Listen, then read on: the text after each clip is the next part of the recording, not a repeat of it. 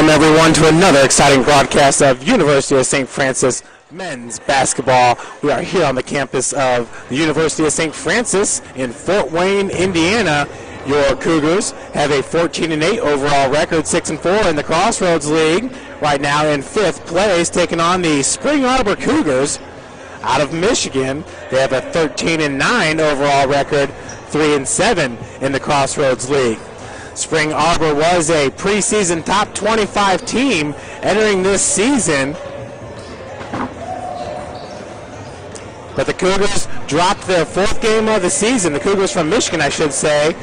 That was at Cornerstone, 66-56. Then they went on to lose to Bethel, your St. Francis Cougars, and Marion, and that dropped them out of the top 25. We've got Coach Ryan Boland, who is standing there with Coach Chad Lacrosse, and we're getting ready to send it down to Coach Boland and Coach Cross.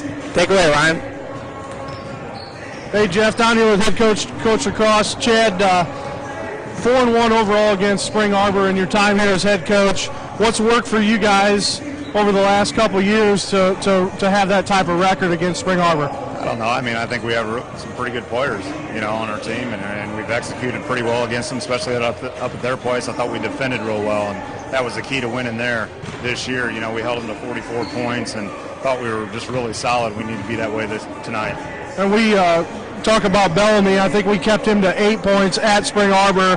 What do we do tonight to keep him to 8? Yeah, that's the thing. I mean, we got to make it tough for him to catch, and we got to be in him, the whole night. Him and Hogan's are two really good weapons on the wings, and it's tough to contain both of those guys. So we need to make sure we're doing that all night. Talking a little bit about Scotty Cohn and the week he had being Player of the Week. Just tell us a little bit about him and what you've been seeing out of him as of late, and kind of the player he's developed into this year. He's been great. I mean, he's kind of getting some leadership to him, but he's stepping in every challenge. There at the beginning of the year, he was settling for some jumpers and different things, but he's really good going to the basket, and he's been that way the last few games as far as really attacking and rebounding well and doing those things. So, he just needs to keep doing that, be patient with it. He doesn't feel like, hopefully he doesn't feel like he has to score the very first time he touches it, but, get some reversals, and we've been very patient offensively as well, too, our guards. So that's been good. It's been a team effort getting Scott to the basket. All right, good luck tonight, Coach. Thank you. That was Coach Chad Lacrosse down there with Ryan Boland, of course, Coach Lacrosse in his 3rd season with the Cougars. And we go back to that first matchup back in November at Spring Arbor. Cougars pulling off the 56-44 victory, and defense was the key in that game, as you heard Coach Lacrosse say.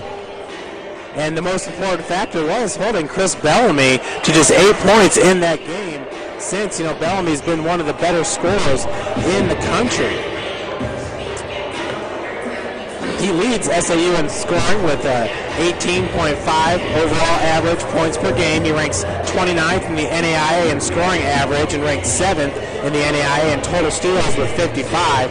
He scored 38 points in the SAU win over Huntington earlier this month. It's the 9th time he scored 21 more points in a game.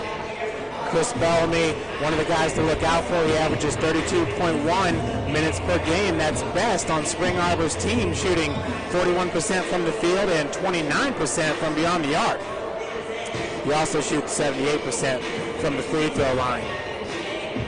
Two other players to look out for is number 22, Matt Howe, and Ryan Boland joins me in the booth now. And Ryan, I know last time Spring Arbor was here at the Hut, Matt Howe had a really good game, and that was the only loss Coach Lacrosse has had to Spring Arbor last year in their first meeting. And another name to look out for is Matt Van Pelt. He averages 30.6 points per game, minutes per game, averages 5.8 points per game. Matt Howe at 12.5, and Rob Hogan's averages 16.5 for the Spring Arbor Cougars. Ryan, you talked to Coach Cross a little bit about Scotty Cohn and him garnering another Crossroads League Player of the Week award. And really, that award's been shared between Greg Miller and Scott Cohn and Shane Merriman over there at Huntington. We're talking about a bunch of post players there in the Crossroads League. It seems like that's one of the keys to success in this league is being able to get it done down the block. Yeah, no question, Jeff. I think the big thing this year, it's really a league of big men this year. And one of the things that we've been seeing is you look at Patrick Hopkins from Indiana Wesleyan, you got Shane Merriman at Huntington, like you said. You got the big man from St. Spring Arbor tonight.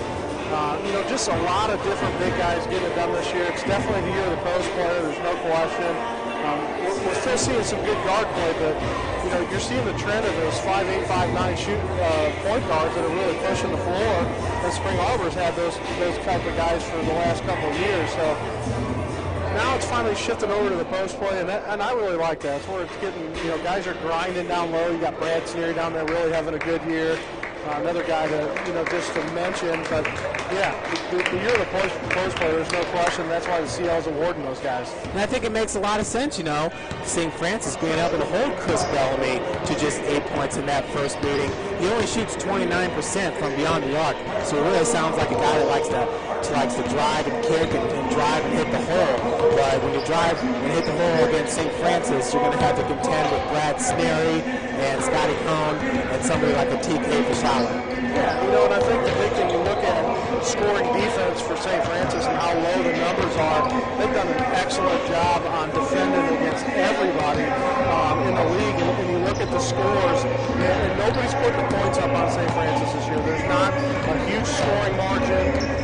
They're most Coach across, we talked about trying to keep teams under 50 points, and we've been in those, in those predicaments with different teams, and with Buffalo being here, trying to keep them a low-scoring team, and they average 89 a game, and I think they only scored 69 or whatever it was. It's 20-point difference in that. So, I really credit what they've done defensively. This is by far the best defensive team, probably. I would say probably in the history of the program, just the way they defend, and I think that's going to be key on keeping Bellamy. If he goes to the lane, they're double teaming there and they're shutting it down. And that's every big man that we've seen, such as their star player, Merriman, whoever it is, all those guys, we can handle them, and we're going to keep them to low-scoring points. A great performance by Scotty Cohn this past week, as you mentioned, being honored with the Crossroads League Player of the Week again, averaging 23.5 points and 15 boards. He was tied for first with field goal percentage in the Crossroads League with Bedford's Jordan Bowerman. But Scotty, once again, another great performance. A lot of that is hustling. You heard Coach Lacrosse talk about how Scotty needs to find those shots underneath. He's very athletic, a low-post player to watch, a lot of fun to watch. He hits a lot of shots leaning away from the buckets, got those long arms, so he's able to get separation from defenders. But his ability to finish, Ryan, especially as athletically as he does, it's kind of unique, and I don't feel like we've seen that from opposing teams' players. No, you hit the nail on the head. He's just more athletic than most post players that we see.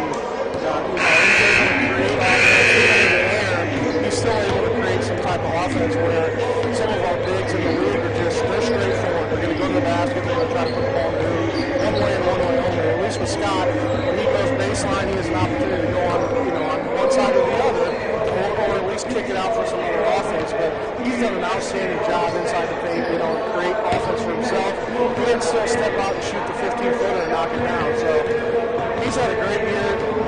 Like we said from the beginning, kind of an all-American type year for him, and let's hope he keeps up the good numbers. Ryan Scotty right now is the only player on St. Francis averaging double digits in scoring. Right behind him is Josh Hogan at 9.5 points a game, Kevin Bloom 8 points a game, Brad Sneary at 7.5, and Ethan Hussey at 6.9. And it seems like week in, week out, somebody's stepping up, but you never really know who. Josh Hogan's been doing it as of late, and we've known that we can count on Kevin Bloom at times this season as well, the senior from East Melbourne.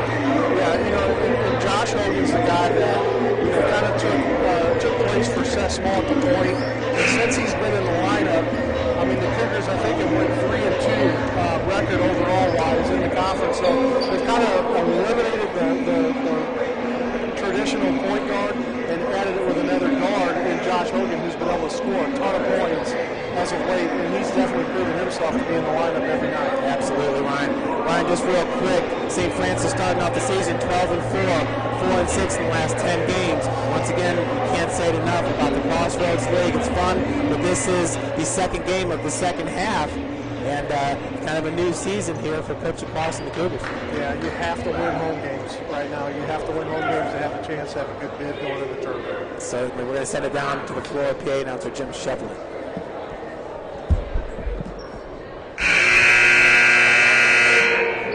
Good evening, ladies and gentlemen, and welcome to the Hudson Athletic Center on the campus of the University of St. Francis for tonight's Crossroad League game between the visiting Spring Arbor University Cougars and your University of St. Francis Cougars. At this time, please rise for the pregame prayer. Let us pray. Loving Lord, we thank you for all you've given us, the gift of this day, these athletes, coaches, officials, and fans. Keep us all safe today, free from harm and injury. Help us to love and respect each other and ourselves. And in the words of St. Francis, enlighten the darkness of our minds and hearts.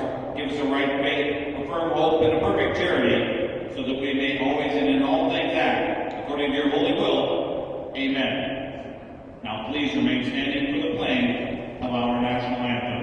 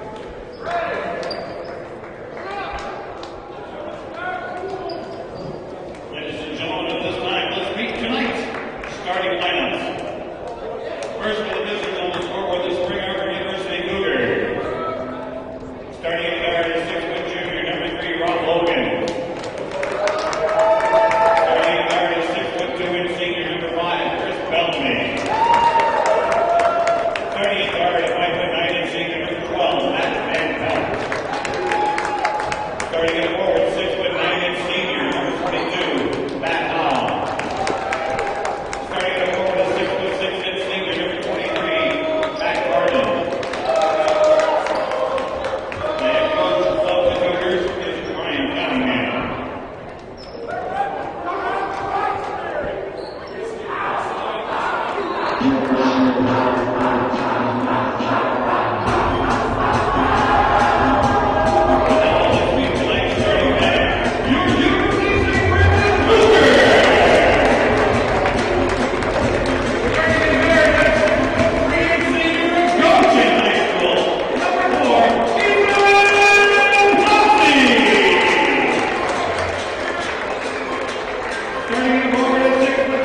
junior from Bishop to wear Number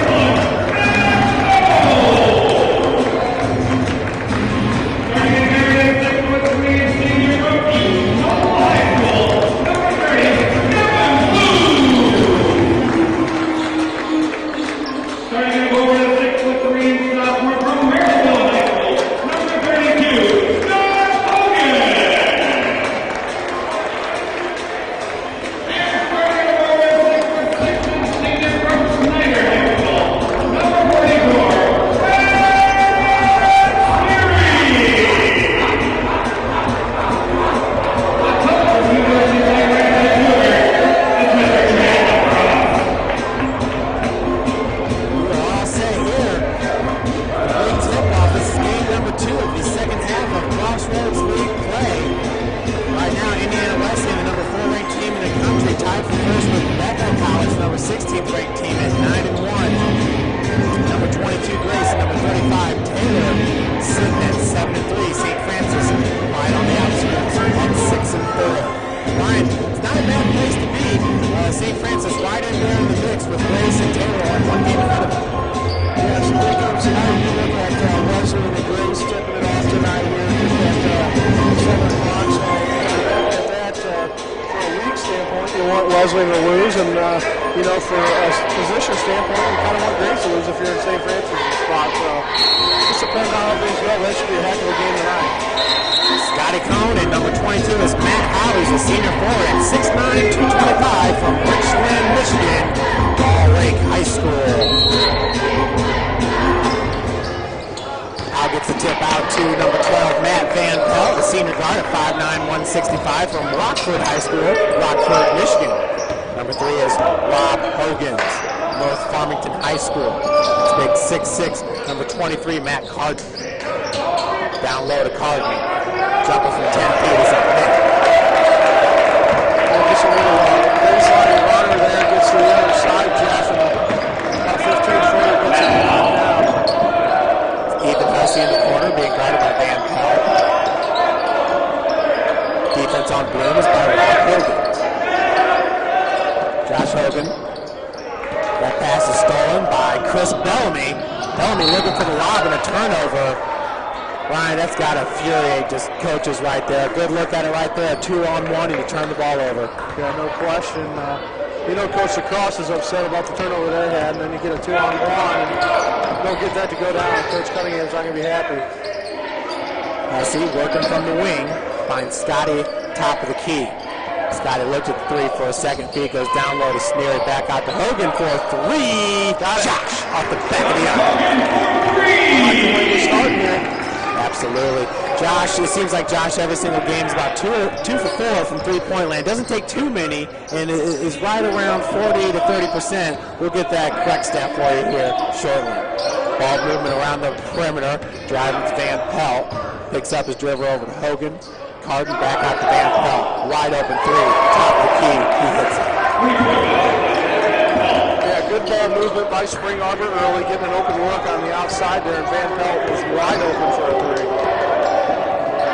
Hussey picks up his dribble. Tight defense there by Van Pelt. Scott's got a one-on-one right now with Matt Howe. Carden's down the block, waiting for Scotty to drive. It's like a man-to-man defense by Spring Arbor here as Hogan goes all the way to the bucket. Josh has had a lot of success this season driving to the bucket, baseline or in transition. Van Pelt now looking baseline, walled off by Scotty. Carden picks up his dribble.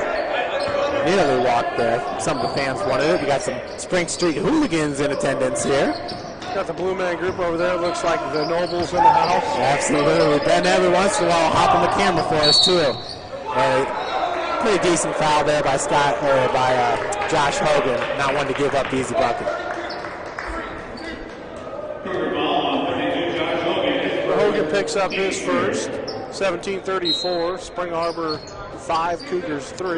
Van Pelt looking for another wide open three, and he hits it this time. 3-3 Spring Arbor. So it looks like Bellamy's going to stick with Josh Hogan here in the first.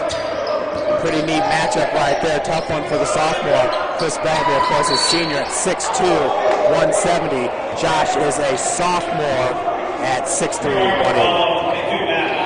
Foul on number 22, Matt Howe, 6'9", senior out of Richland, Michigan. He picks up his first. Bloom with the inbounds over to Hussey. Wide open underneath. Just misses. Rebounded by Howe. Thought he got a hand in the back there by Van Pelt. Push out of the way, but no foul called. Definitely looked like he got pushed in the low back line. Bellamy loses the handle there for a second. Hogan regains the defense. There's Rob Hogan's over to Van Pelt. And Van Pelt, just like we talked about, a Seth Small type of point guard, a Greg Dickey type. Hogan's from way downtown. Hits it from 22 feet. The Spring Arbor on fire from behind the perimeter so far, taking this lead to 8. 11-3 Spring Arbor early in this game, 16:30 to go.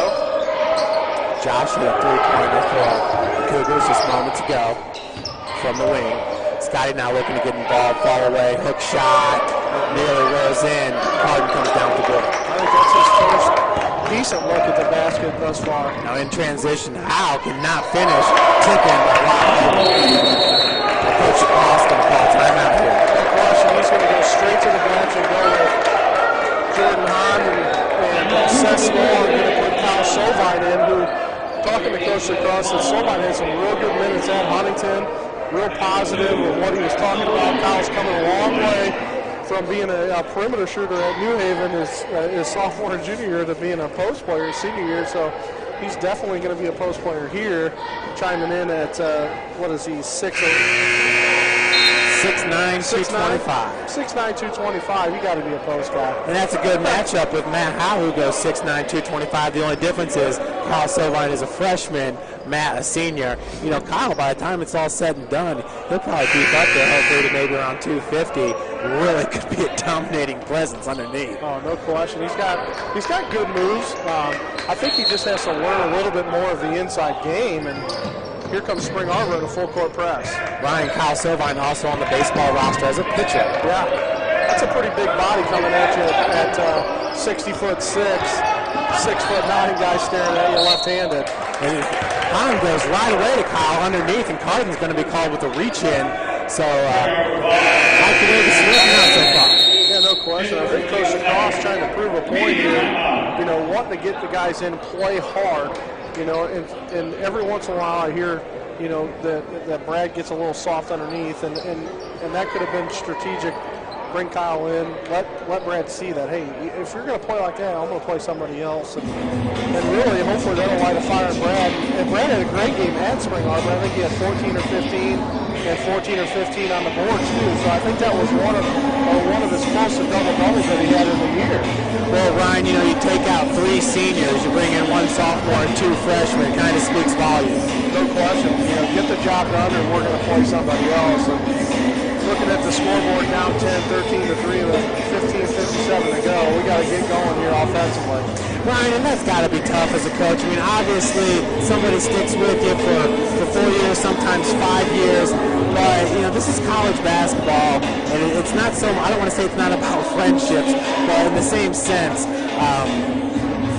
it's just got to be tough as a coach when you feel so much loyalty to an upperclassman. Oh, no question. I mean, you want to win games, you know, and everybody on the bench wants to win games, or wherever they're at in the dugout. You know, you want to win, but you also want to play your best 9 guys or your best 5. It doesn't matter. And if somebody's not giving you the effort that you want, you know, it's not that you're killing that freshman. It's doing your job as a coach to switch it up and make things happen, and hopefully you'll get some more out of somebody else. Well, the Cougars down by 10 right now, 13 to 3 with 15:57. Inbounds goes to Jordan Hahn, who's a transfer from Indiana University, where he was a student. Played his basketball at Newcastle. Beautiful place just out on the outskirts of Indianapolis. Another 3-pointer by Josh Hogan is in. Right there. These 2 for behind the arc. 13 to 6. Spring Arbor, 15:36 to go in this first half. Van Pelt being guarded by Seth Small. Ryan had made the comment earlier, they're very similar in stature, both good ball handlers and can hit the track. Feed goes down low to Carden. Carden was walled off by Sovine. Turnover. Wow, so Sovine, right place at the right time, and like you said, he's a big body right there with his hands straight up. Yeah, I think the biggest thing that's his transition's been just getting into good basketball shape for playing in this Crossroads League, and that's one thing that you don't think about, getting in basketball shape, but you got to get into shape to play in this league where it's fast-paced and it's getting up and down the court, and he's getting there. And every team's technically sound. No question. Seth Small working off the pick from Scotty Cohn. Seth goes down to Scotty. Scotty now fall away. Got it. Baseline jumper. That's a great move by Scott. He's real good at that, spinning either baseline or back in towards the lane, get that 12-footer outside. Ryan, we talk about the body control of Scotty Cohn. Scotty come down with the rebound now. In transition, gets it over to Hahn. Hahn's going to go cross court to Hogan, gives it over to Seth. He's feeling it. Oh, that's a little hard. Rebounded by Bellamy. But Scotty there, you know, so quick with that spin move, but then able to control his body in the air and get the good shot. That's Carden at 15-8, Spring Arbor with the lead here. 14-14 to go in the first half. Spring Arbor with their starters still on the floor, and they've been playing a man-to-man. Looks like Brad Snare is about to check back in for St. Francis. That was a 17-footer by Kyle Selvine off the mark, rebounded by Rob Hogans. And he's got a great-looking shot. He's left-handed. It's smooth. He's got really good rotation on his ball. I think when he gets going here in the next couple of years, he's got a really nice shot from the outside. And it's like you said, he was a perimeter player out at New Haven early on in his career. And, you get that from a lot of the big guys because they want to get those D1 looks. Cone with the rebound off the Matt Carden miss. Coach Cross talking to Scott, letting him know, hey, you got to get more touches here right now. Jordan Hahn looking down low to Scotty, gets it to him. Van Pelt converges for the double team. Jordan was left all alone for three off the back of the iron. I like that look though there, Ryan. Yeah, it was a good look for Jordan. He's one of those guys that can get that free ball going. And still, we're not shooting a great percentage from behind the arc this year, but if we can get going a little bit, shoot 30-35%, we're going to be all right. Elbow jumper is up and in. Spring Arbor is just on fire from the field, folks, in this game. They're 6 of 9, I think 7 of 10 now, so shooting 70%. Ryan, obviously that's going to push it down a little bit. No question. They're going to shoot. In the game, most teams are going to shoot 48%, I would say, on average. Is still a pretty good shooting line.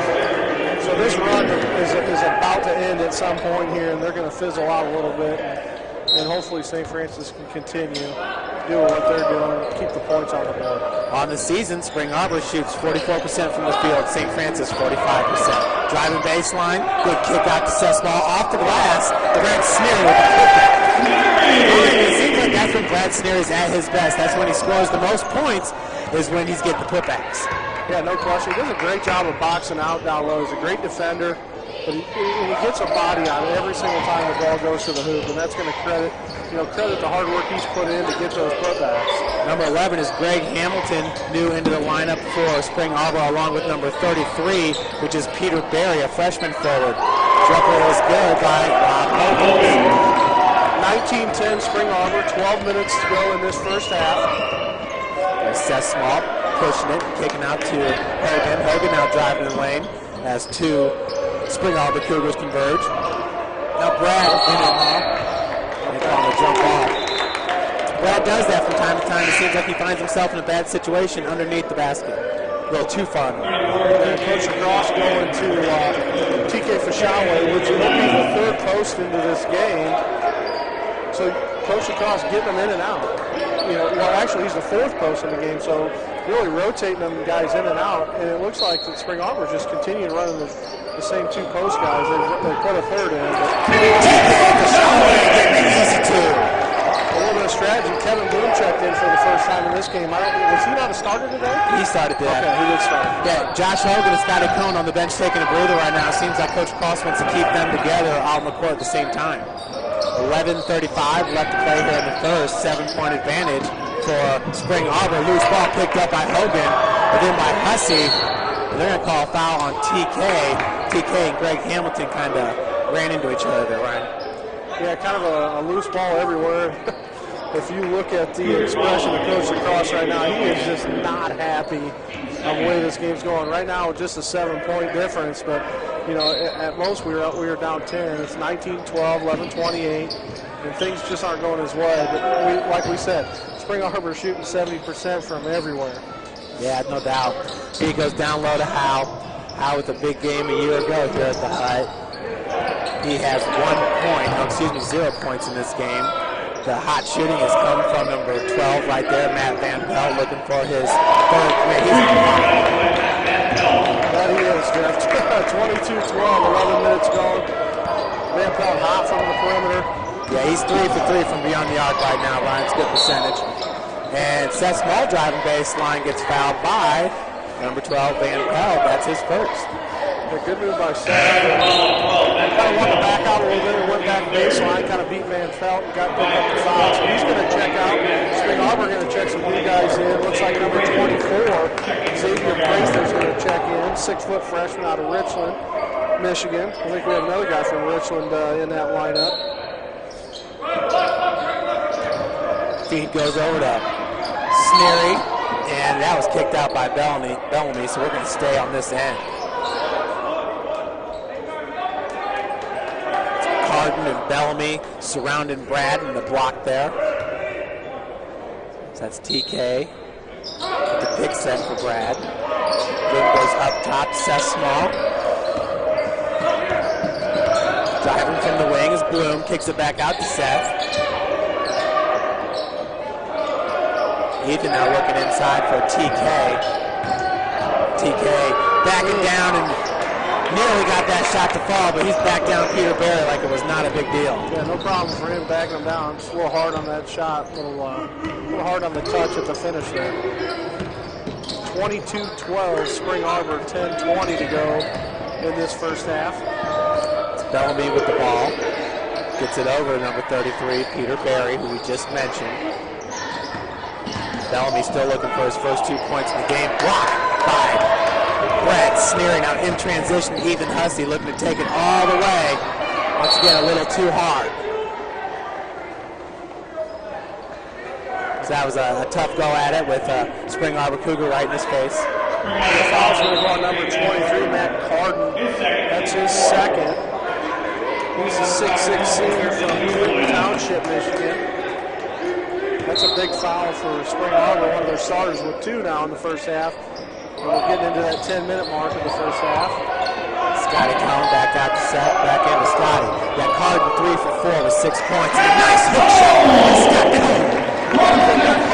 Now he doesn't want to pick up the third, you know, so Scott's going to be up to go to, he could go to work right now on Carden. Sure, you're going to have to foul him and let him score. Absolutely. They would be hurting without Carden in their lineup, no doubt about it. Berry over to Carden, 13. He's at Carden's just don't miss. Not today, they don't. That's They're for not sure. missing at all. 24-14, Spring Arbor up 10. I mean, 9:28. they've already surpassed the halfway point of their first game. They only scored 44 in the first game against St. Francis. Hussey working out of the corner. Scott working against Carden once again with 2 fouls. And that's a matchup we want. And that's Scotty with that long strike and finish at the bucket. Ryan, he can make up so much ground with just 1 or 2 steps right there. Then he gets to leaning. It's almost undefendable. There's a turnover. And no foul on 24 there. That was Xavier Prather. And then they're going to call a foul on Seth Small. Wow. Matt Howe back in the lineup along with Giles Neely, another freshman. A lot of freshmen for Spring Arbor playing in this game. Yeah, and Carden's going to have to take a seat. There's no question. The coach is going to have to sit him for a while here. See how significant that is on for Spring Arbor. Howe working against TK. Gets it out to Giles Neely, the freshman. Driving baseline and stripping the ball. That's Ethan Hussey. Say stepped on the baseline. So Xavier Prather, number 24 from Gall Lake High School, Richland, Michigan, as Ryan said. And Giles Neely's from Canton, Michigan, Milan High School.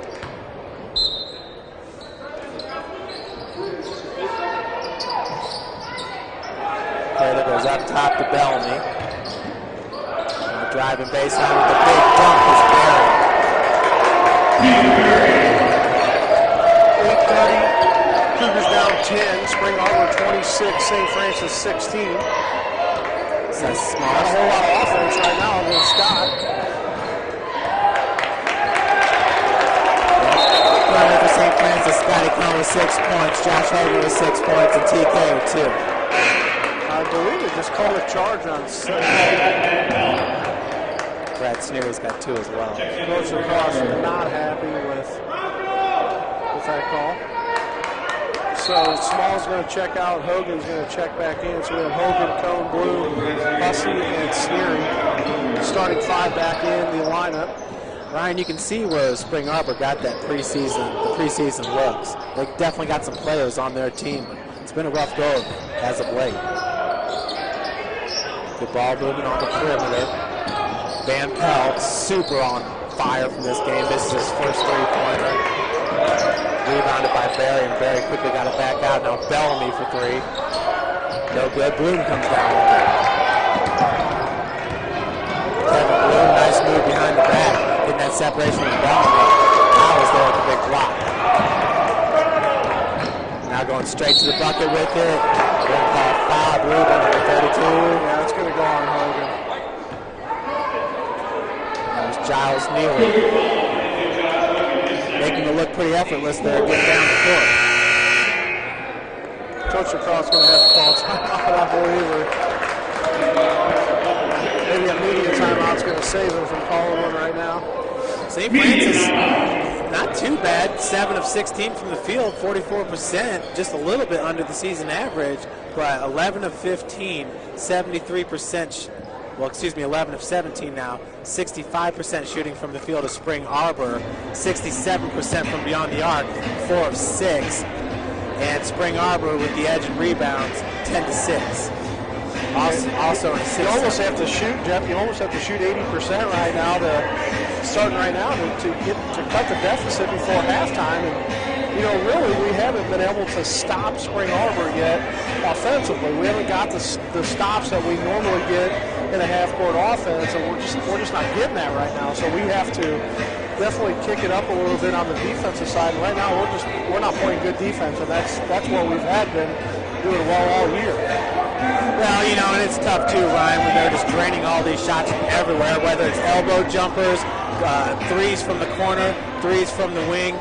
Like I said, shooting 64%. They did have that nice baseline dunk, but those are not, I shouldn't say they're not high percentage shots. We just don't expect them to fall like they have been so far in this game. I got to believe that's going to cool down a little bit. Well, I hope so. It's going to be a long game. I definitely trust in that. No doubt. 7:37 to go in the first half. Spring Arbor 26, St. Francis 16. And number 21 at the line. 21. Number 20 at the line, Giles Neely. Yeah, Giles on the season. From the free throw line, he's 14 of 23, 61%. Gets that one to go. Seems pretty hot in this building tonight. Do you feel that heat in here? Well, it's so cold outside. I think They they got had it to pump it jacked up. up in here. Ryan, I woke up, I think, about 5:30 this morning. It was 4 degrees. So 28-16 for Giles. That's his first 2 points of the game. Hits both of them. Kind of expect that the way this game's been going so far. Back and forth, Bloom and Small. Second, great ball handler. Looks like Spencer Comer into the lineup now for St. Francis. Spencer goes over to Scotty. Scotty, wide open look for Seth Small off the heel. Comer picks up the loose ball. Now Comer's going to go up with it, and it's knocked away by Annapella.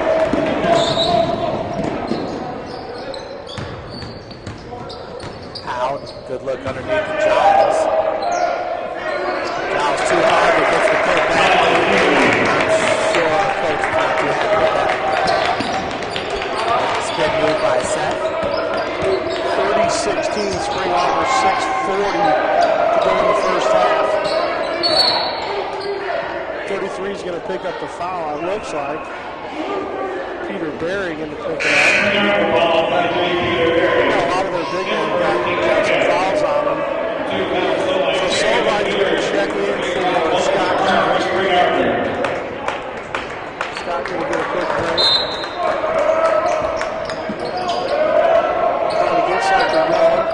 Spencer Comer working out of the corner against Neely. Seth Small against Van Pelt, who's been on fire.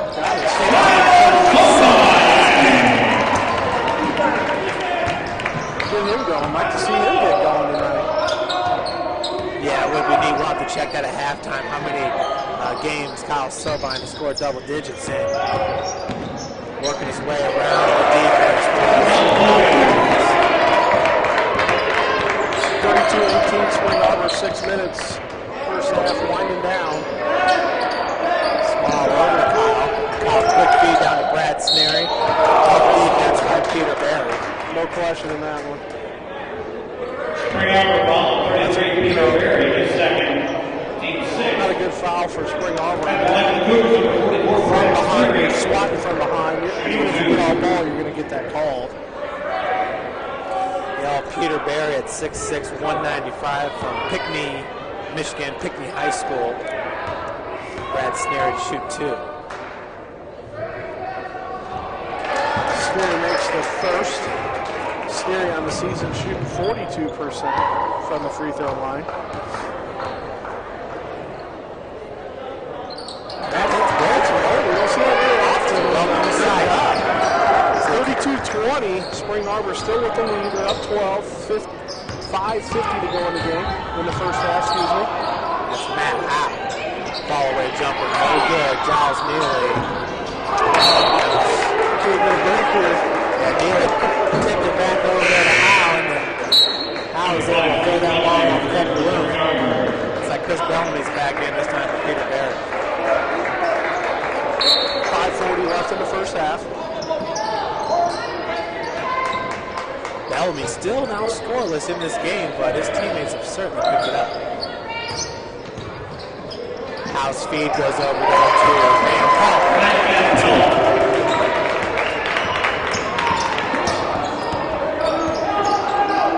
Van Pelt has yet to take a breather here in this game. Kyle Sobine, baseline hook, a little bit strong.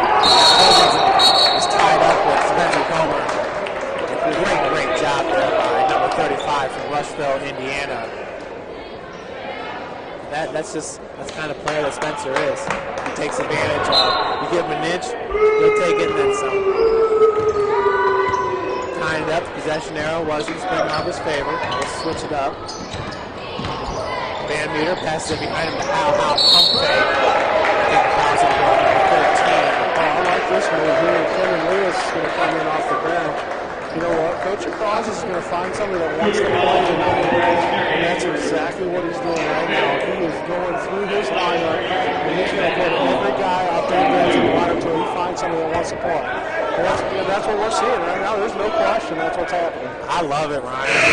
Kevin Lewis, the few times I have been able to see him compete, jump out of the gym.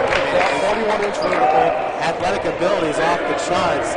He is a freshman though, so he's going to be a little bit of a skinnier body than some of the others out there.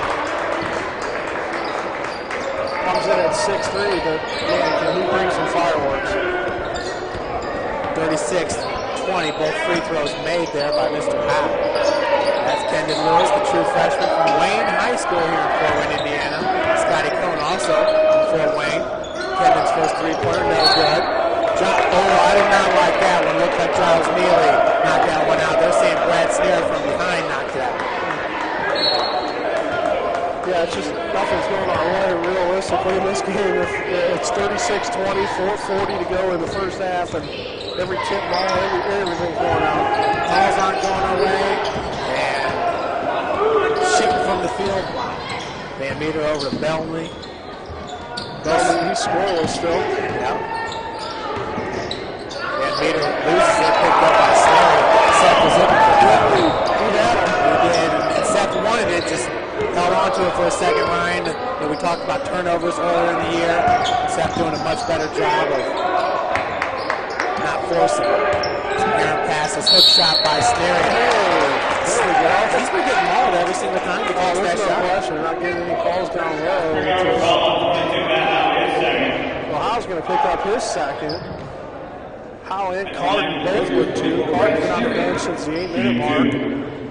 4:08 on the game clock here, going down 36-20. Spring Arbor. Sneary at the line, made his first 2. He's perfect from the line, shooting 42% on the season. He's 2-3. Field as well. He's got 4 points. Checking Carden in for Howe. Swap 1-2 foul guy for another. 4:08, a lot of time on the clock in the first half to pick up your third, you know. Sneary hits the second. I'll take that. 3 of 4 from Sneary. 36-21 Spring Arbor. Spring Arbor in this game gets good production from some of their younger big men with Carden and Howe both with 2. Those are veteran guys that you want on the court towards the end of the game if you coach Ryan Cottingham. Wow, Hogan's right now at 9 points in this game. Carton has 8 points. Elbow jumper. This one's a little bit strong. And Lewis goes up. He gets the rebound.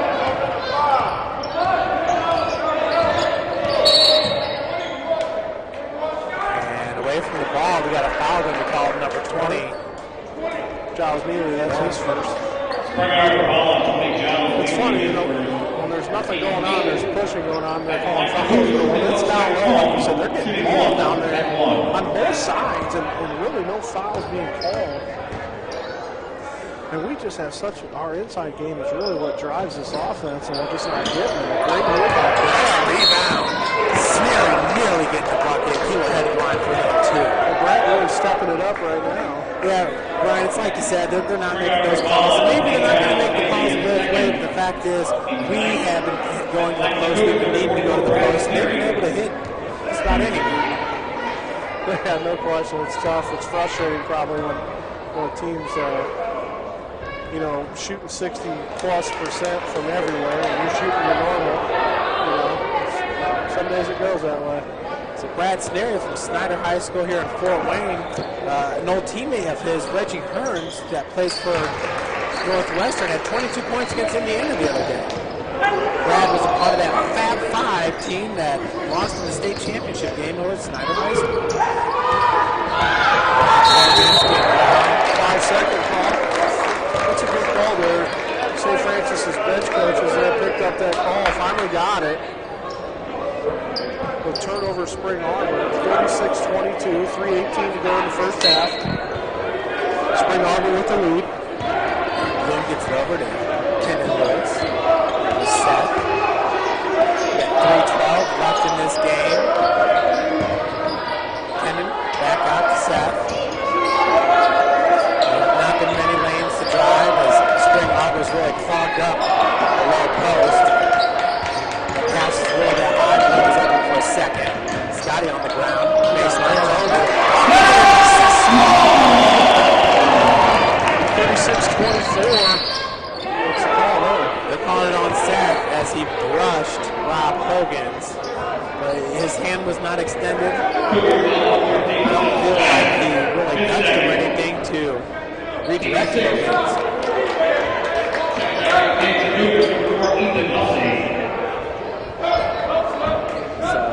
Jordan Hahn will check in along with Ethan Hudson for Lewis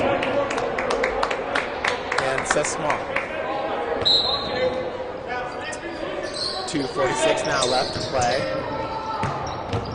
Carden working against Scotty. Didn't like those odds. Van Meter over to Giles. Giles Neely. Chris Bellamy still looking for his first bucket. Wide open look for Bellamy to score his first three. Bellamy just a 29% three-point shooter. You won't see him shoot very often from there. And Bellamy nearly came up in the booth here with this one. No question. It looked like Randy Taylor is going to check in for Spring Arbor. He's going to get Bellamy's way, so.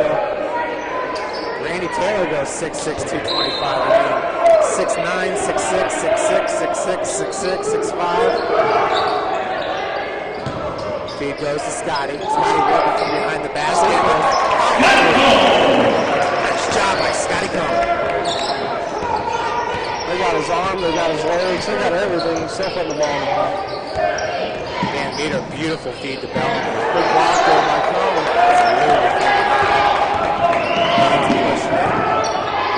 Had to have the alley-oop there. Yeah, Scotty's won it, wasn't he? Feed goes down to Brad Sneary. Sneary hard to the bucket. Tipped out to Jordan Hahn. And turnover. Trying to do everything. Coach across going to now he's going to Greg Dickey on the bench. This will be the sixth goal of the game for St. Francis. So now He's just not going to put up with it like you said, Ryan. yep, not tonight. Not tonight. I applaud what Jordan was trying to do there. There was a lot of tie-up there in the low block. I think Jordan saw it as an opportunity that those guys were all kind of bunched together, that he'd be able to get an easy two. Just didn't want to score. 39-26 Spring Arbor, 1:40 to go in the first half. I guess we got to remember, with a guy like Jordan, he wasn't playing college ball last year. That's right. Had 1 year off. Greg last year redshirted because of a knee injury. Seth Small played a lot of minutes last year, and he's kind of our go-to guy when you need somebody to control the ball,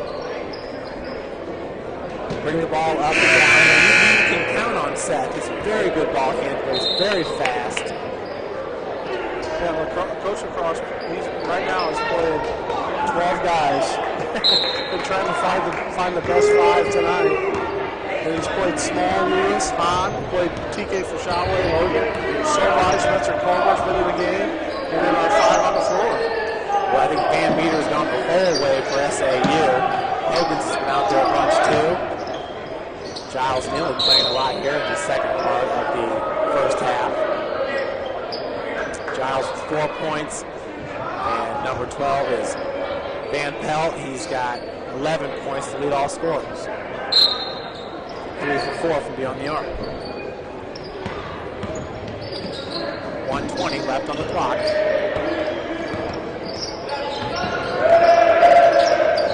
They see Van Pelt. The pass goes over to Hogan's. Missed that one. Good rebound by Bloom. Hogan's running. Ethan was walled off by Bellamy. Glad Sperry now. Back over.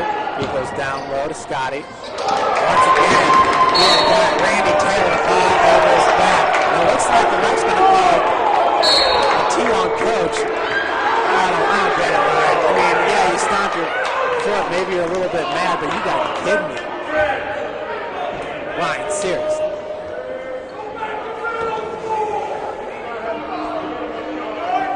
If you look at how much, the coach from Indiana Wesleyan got away with in that game, I didn't see it there. Stomp your foot, so your ankle.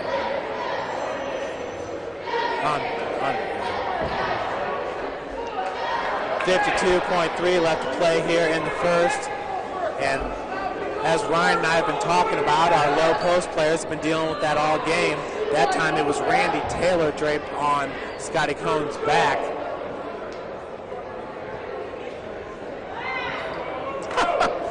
I'm speechless right now. That doesn't come very often. I'm still trying to figure out why. Well, I think it was because why he teed up Coach Lacrosse. I think it was because he stomped his foot. I didn't know you could. So what? Exactly. That happens. I mean, that's an attention getter for 99% of college basketball coaches. If it's a female coach, they're stopping the heel of their high heels. They're getting the sound of the guys. Hey, you got to get attention going. I was stunned. Unreal. Just done. 19 fouls for SAU. 41-26. Spring Arbor 52. St. Francis. 52.3 seconds. So Bellamy will pad his point total. Almost like we're playing on the road right now. To be honest with you, it's crazy. Well, the good thing is, Ryan, we got the hooligans in attendance. I'm pretty sure they're going to let the officials hear it for the rest of the game. 52.3 on the game clock. And it just stinks because it takes away from the game.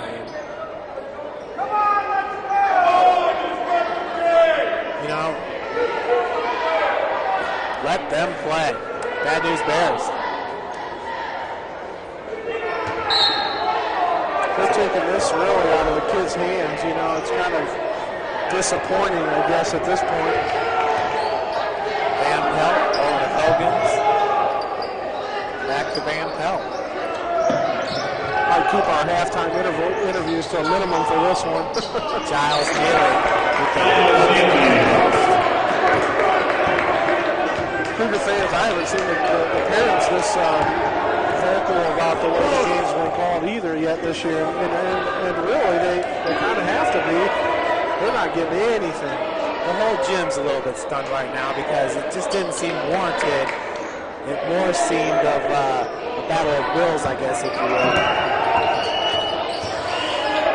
Over to Ethan. That was a good look for Hussey. He passes. Now he gets the separation. Good pick by Sovine. Just off the mark.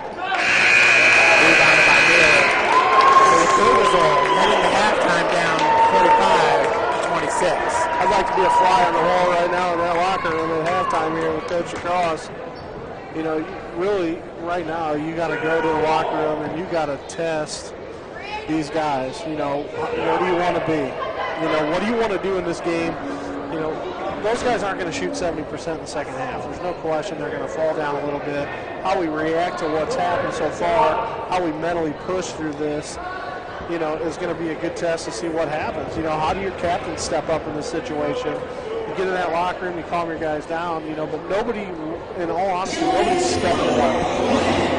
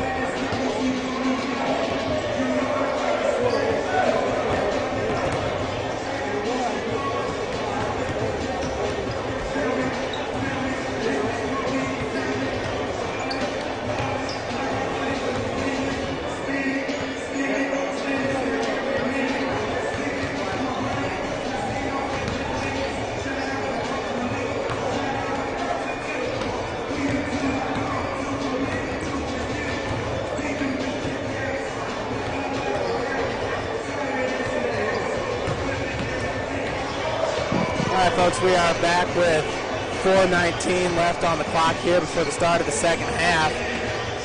Field goal shooting for SAU, 59% in the first half, 62% from beyond the arc, and perfect from the free throw line, 8 of 8. With St. Francis shooting 36% from the field, 10 of 28, 29% from beyond the arc at 2 for 7, and 57% from the free throw line, 4 for 7. Cougars down right now, 45-26. Scotty Cohn with 8 points, Josh Hogan with 6, Brad Sneary with 6, Kyle Sovine with 2, and Seth Small with 2. For Spring Arbor, 11 points by Matt Van Pelt, 3 for 4 from beyond the arc. 9 points for Rob Hogans, 8 for Matt Carden, 7 for Chris Bellamy, 6 for Giles Neely, 2 for Peter Berry, that big dunk on the baseline, 2 for Matt Howe. Chris Bellamy with 7 points, pretty much played the first part of the first half there without scoring, but of course he got the 3 free runs there, Ryan, in the towards the end of the first. Points off turnovers, 5 for Spring Arbor, 8 for St. Francis. Points in the paint, 16 for SAU, 8 for St. Francis. We have an inkling of why. Second chance points, 6 for SAU, 6 for USF. And off the bench, Spring Arbor with 8 points, St. Francis with 6. Cougars going to bench early and often. Looks like, yeah, so we've got to see Greg Dickey back out there. Kevin Lewis was out there. TK, Jordan Hahn, Seth Small. Ryan, I guess it's just one of those things like a defensive back in the NFL. Short-term memory, forget about it, come out, let's win the second. Yeah, no question. I mean, we got to get some stops. We got to be able to pick it up a little bit on the defensive side. I think every once in a while we're giving up some easy looks. If we can stop that, get those turnovers, and kind of get the ball back in the hoop. 19 points is a lot. It's definitely doable in 20 minutes. You got to score a point a minute basically, but I think it's definitely doable. We just got to get some more stops in this half. I'm hoping that Coach Lacrosse got his point across in the locker room at the halftime, and we'll see if guys are flying around or not. Yeah, and on a brighter note, it's great to see a lot of the students here in the stands. School now a full week in. Kids are getting acclimated to their class schedules and stuff, got their homework in check. And, speaking of homework in check, we had a football meeting yesterday at 7 o'clock, and the football team over a 3.0 GPA, and Coach said that's the first time in his 15 years he's ever had that at St. Francis. So Big testament to these guys that are working hard in the classroom and the young ladies working hard in the classroom and definitely giving it their all in competition as well. So we had the softball players up here a little bit, Ryan. I know we're still getting used to those early workouts. There's no question. We go at 5 o'clock tomorrow morning, and most of them are going to go home, get some sleep, and stare at that alarm clock until it hits 4:40. They got to get up and make their way over here to Hutzel. It's so funny you say it like that because, I was once that guy, you were once that guy. We used to have the early morning workouts there during the football season. Certainly once you get in the swing of things, it's all fine and dandy, but especially here in January when it's ice cold and it's super dark, you know what I mean? Not the easiest thing, but you do it because you love the sport. You love to compete. I venture to say it'll be a little chilly tomorrow morning on the way in here at 4 o'clock in the morning. Yeah, that's funny. Becca.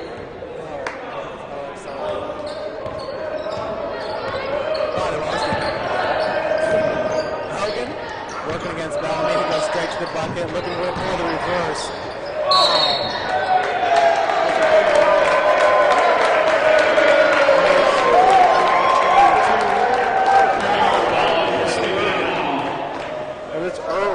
Just 11 ticks off the clock there. He picks up his third, so decisions to be made by Cottingham here, whether they keep him in or... You never know with this staff we got tonight how this game can change down low. And I was kind of thinking, you could have called a foul right there with Josh taking it to the floor. No a lot of contact. Josh ended up on the ground. Bellamy cannot come down the board. Kevin Bloom does. Kevin looking to go straight up with it. That time, Matt definitely had his hand straight up. Really?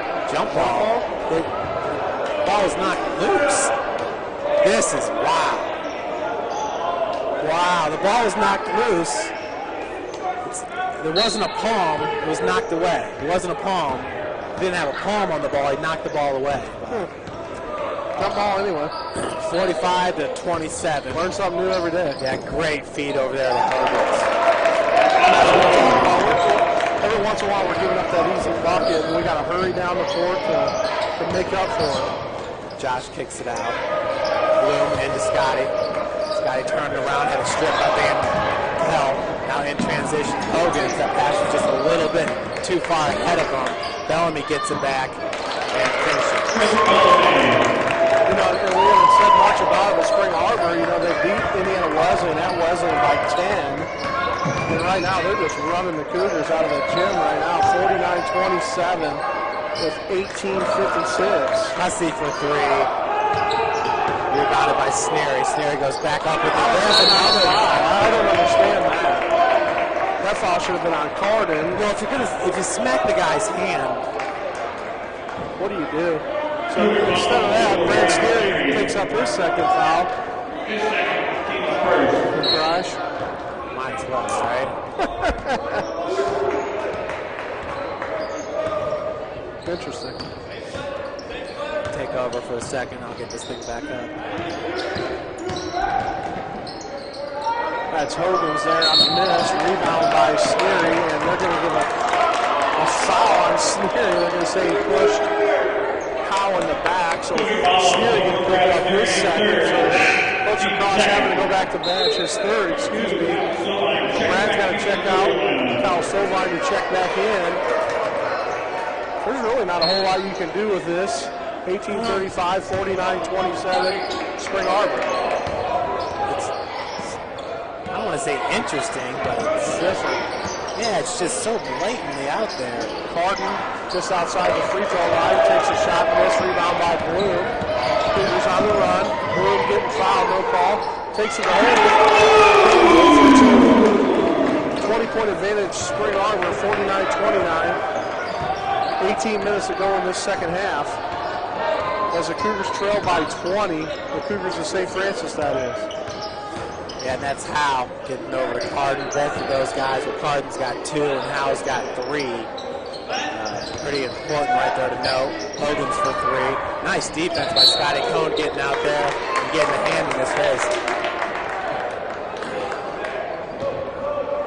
Folks, on the camera today is Alec Danfield, intern from Northrop High School, doing a fantastic job. His second game ever. He's picking this stuff up right away, bringing you a really quality broadcast. I wanted to give it up to Northrop High School and Ben Rogers, who sends us the interns. 3-pointers.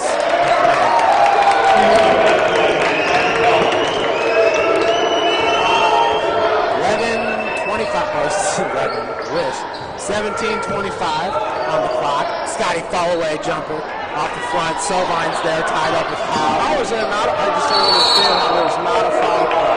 They'll call the foul. It's unbelievable.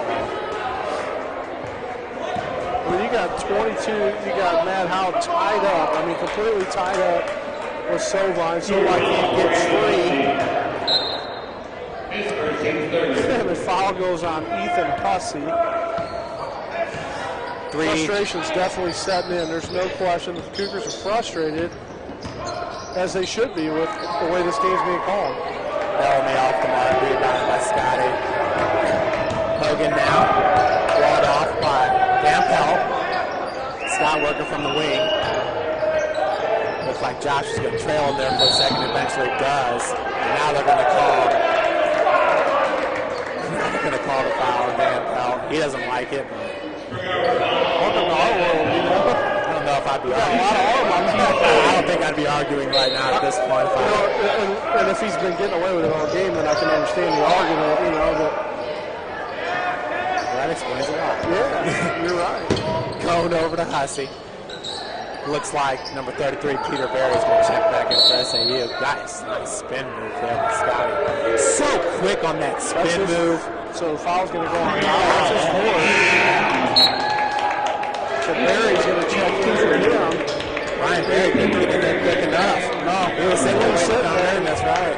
He picks up his four, so that's a bonus for the Cougars if they can get any type of offense going here and get some stops defensively. Hogan now driving, splitting defenders, gets his own rebound. Sovine now with the putback. There was it's an army ball out there. Well, foul went up and his arm went straight back. You know, like I guess they just let him play.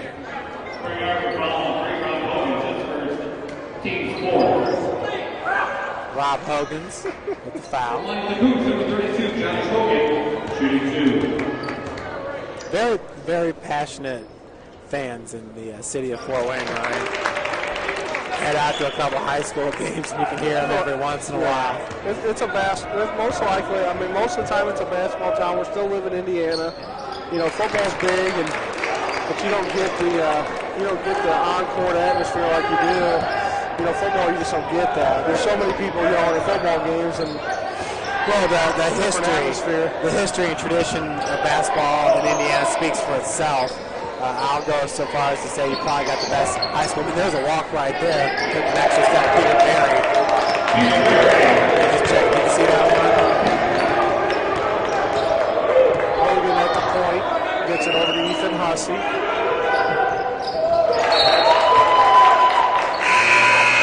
And that ball gets thrown out of bounds. I thought it was tipped by Spring Arbor, but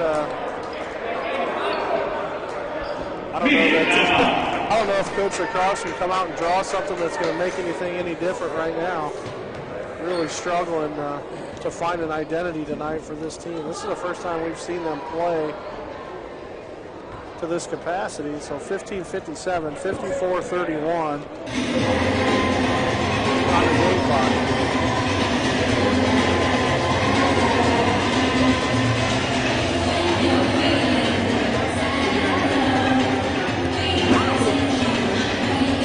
Folks, this coming Saturday is our next broadcast, January 26th.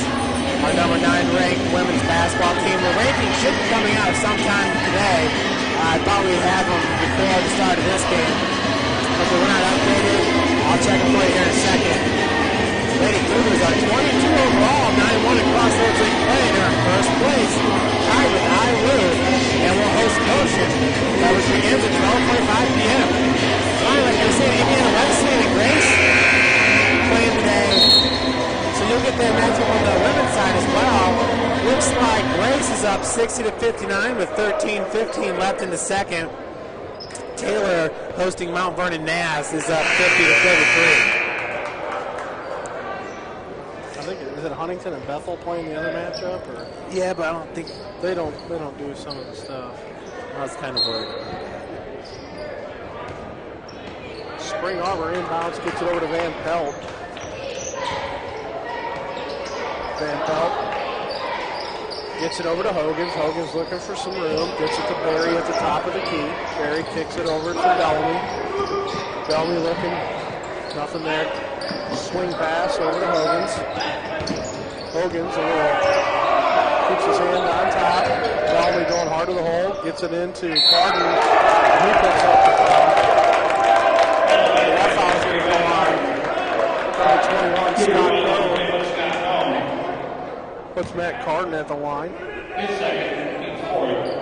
Carden will be the shooting 1. That's Carden's 10 points. 13 Seth Small checks back in for the Carden shooting 50% from the free throw line on the season.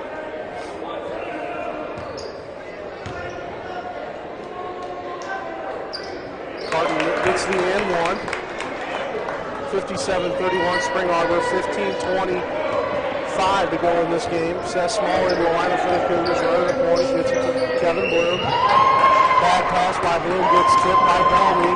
Turnover. Spring Arbor to run the floor. Gets it to Van Pelt. Van Pelt, swing pass over to Hogan. Hogan's gets a screen. Backs it back out. Good defense by Seth Small. Timeout, Spring Arbor.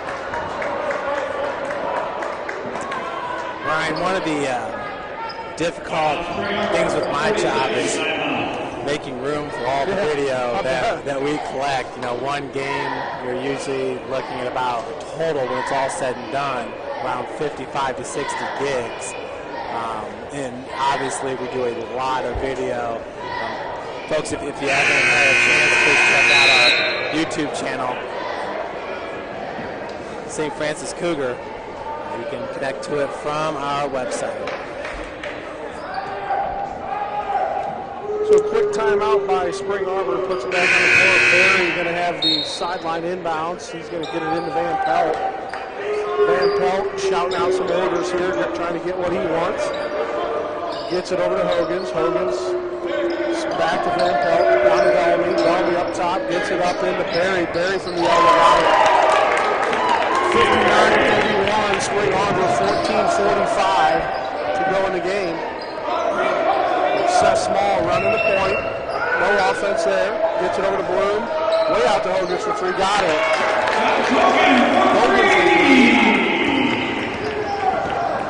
Hogan's got 8 on the day. Make that 11 with the three-pointer. Hogan's over to Bellamy. Looking for a skip pass. Nothing there. Gets it to the top of the key. Van Pelt into Barry. Spin. No. Gets it back to Van Pelt. Into Barry, quick and easy off. No defense there by the Cougars. Seth Small kick it up, gets it up to Hogan. Trying to get a quick bucket, nothing there. Hogan wide open for three again. No good. Rebounded by Hogan, and he's going to go 2-on-1. Gets it over to Barry. Barry's got it. 63-34. Spring Arbor. Coach across. Going to have to call a timeout eventually here. Small. Gets it back to Bloom. Bloom looking for gets it into Cone. Cone baseline, nothing there. Gets a small floater up, no good. And I'm not sure where the foul's called on that one. I think it was on Carden, 23. And it is. That's his third.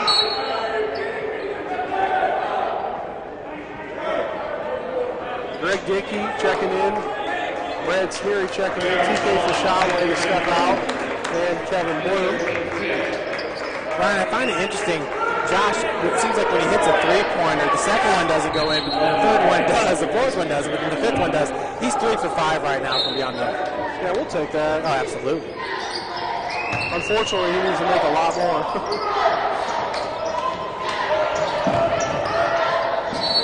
Scott, good move, and Barry's going to pick up a foul. Josh entering this game shoots 17 of 54 from beyond the arc, 32%.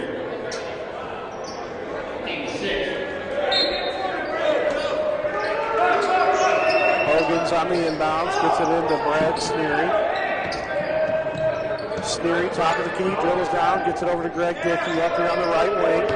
Dribbles in, gets it to Sneary, who skips it across to Hogan. Hogan drives right in the lane, kicks it out, nothing there. Back out, 20 on the shot clock. Dickey with kind of a Pistol Pete move there. Doesn't get that to go, and rebound Spring Arbor. They're going to push. Yeah, Barry looking to get the dunk, no question. Overlooks that pass. Nice hustle. Yeah, we can't get anything going tonight. No, but a nice play there by Josh Hogan. Obviously, Barry looked like he was going to be able to track that one down, and Josh just used his speed to get ahead of him and save the ball. We use every possession we can get at this point to claw back and get it respectable at this point. Spring Arbor really been able to do whatever they want against the Cougars tonight.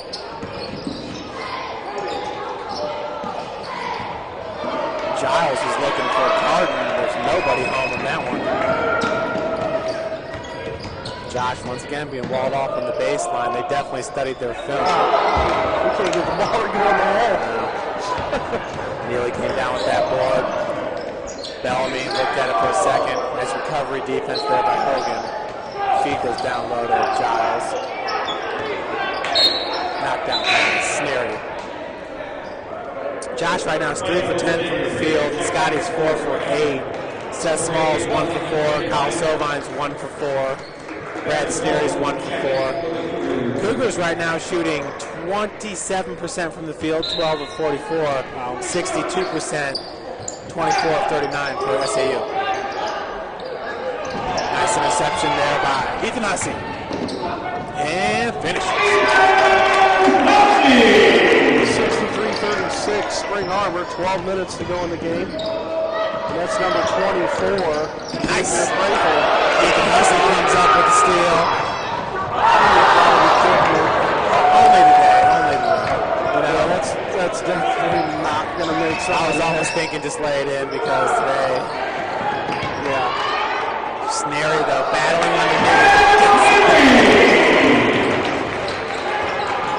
63-38 now. Only today, I think you're right. Nothing can go right. But you're right, Jeff. You probably should have just went with the easy layup. We need the buckets, there's no question, and any kind of momentum we can get. And Ethan probably thinking maybe he can change the way the crowd's going to react to this, but nonetheless, you got to have the two. Plus, it didn't seem like he didn't get going until like right there at the arc.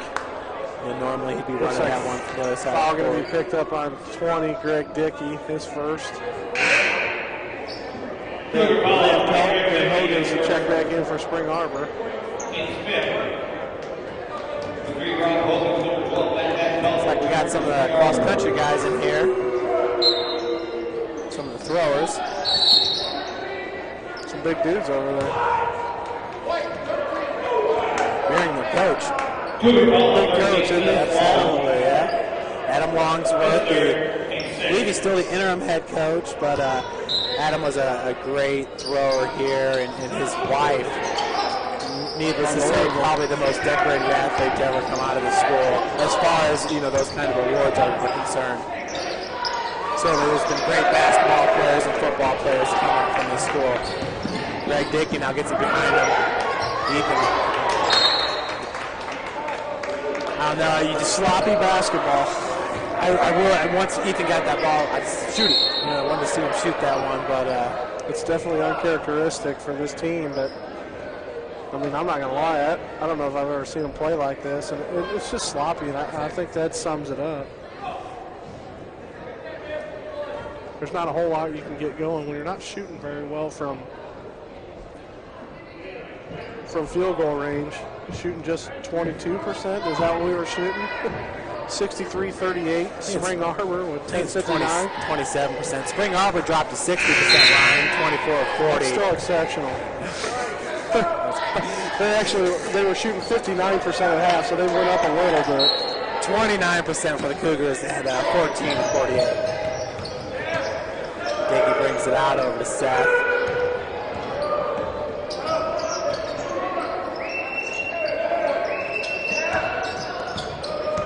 Dickey being guarded by Hogan's. Hogan's with 11 points in this game. Spencer Comer's going to be fouled at the line. Trying to get the travel call. Van Pelt trying to get the travel call. 2-0 on the foul. That beats Giles. Giles Neely picks up his third. You know, really, I don't know if it's going to affect Spring Arbor. They're in foul trouble, but the way this game's going, it's not going to affect them in the next 10 minutes. Well, there's just a lot to be made up. Comer at the line. Short. Stay this way. Looks like the ball went off Mr. Bellamy. 10:37, 63-38.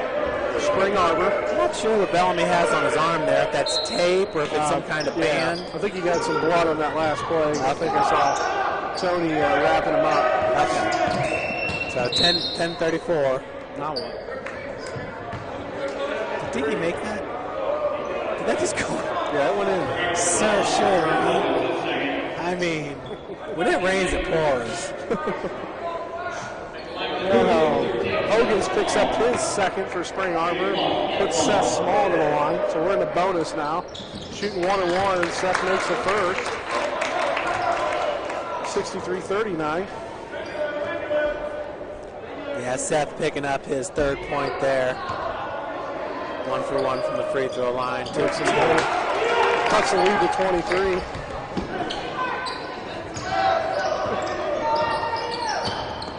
That's Bellamy at the point. Gets it off to Hogan's. Over to Giles Neely. Looking for something. Nothing there. Gets it back to Van Pelt. Van Pelt guarded by Dickey. Carry by Bellamy. The ball goes in the 65-40. It looks like Scotty might stay out the remainder of this game. Yeah, I'm not sure what's going on here, but interesting evening tonight. Seth Small for a three ball, no good. That's just a shot that hasn't worked for him this year. Last year, he was there. Yeah, it's not even close this year for him. Right now, Hogan, Spring Arbor in general can do whatever they want offensively. It's just nothing happening defensively. Dickey a little bit of the same. Rebounded by Giles. Josh Hogan and Kevin Blooms take a little seat down there at the scores table trying to check back in. And Hogan's looking to get the alley-oop. He's trying to get the foul call. He's not going to get them all. Scotty's been going as well. Check back in for the Cougars. Scott Coe, Spencer Comer, Seth Small, Kevin Bloom, and Josh Hogan in the lineup for the Cougars. Got Van Pelt. Hogan's looks like Barry's back in the lineup. Bellamy. And that'll be Giles Neely in for Spring Arbor. Cougars working the perimeter. Bloom goes down low to Scotty. Great job by Scotty. Taking that ball away from Chris Bellamy, so Bellamy couldn't get a swat at it. Very savvy move underneath for the reigning Crossroads League player of the week.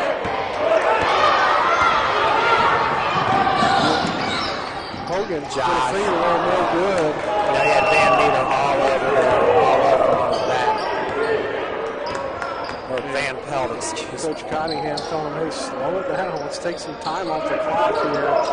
We want to get into a horse race here between the two. St. Francis really good in transition. 67-42 Spring Arbor, 8 coming on the 8-minute mark. 10 on the shot clock. Bellamy from way downtown. No good. Hits the top out of bounds. It's like the fourth time, Jeff, here in like the last 4 games. That's the ribbon above the hoop that's actually came into play. It seems like we've never had that call, and we've had it like 4 straight games. I remember us saying, I remember last year it happened once in the first half of the season, once in the second, but like you said, a little bit more frequent. But usually not that big of a deal. 8 left to play here in the second. Josh and Seth, Bloom. Josh take that. He will. Right there. I'd be interested to see if Cougars can put a press on. And I mean, you can't lose by putting it on. See if they can get some quick turnovers and kind of claw back in with the last 7 minutes. Hard, no good. Rebounded by Barry, I believe. Blocked by Scotty. There's a block by Comer. This is just unreal.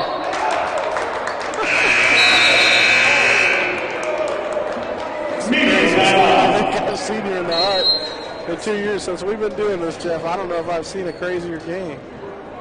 I know I haven't. Well, Scotty's not happy. You can see that on his face right now, and really everybody kind of dejected, just kind of staying in their own little tunnel, you know. Yeah, when nothing works, you still got to find something to happen. When nothing's working, something's got to happen, and right now, we're just not finding it. We're not seeing any light in the tunnel. Again's been with us the last couple games.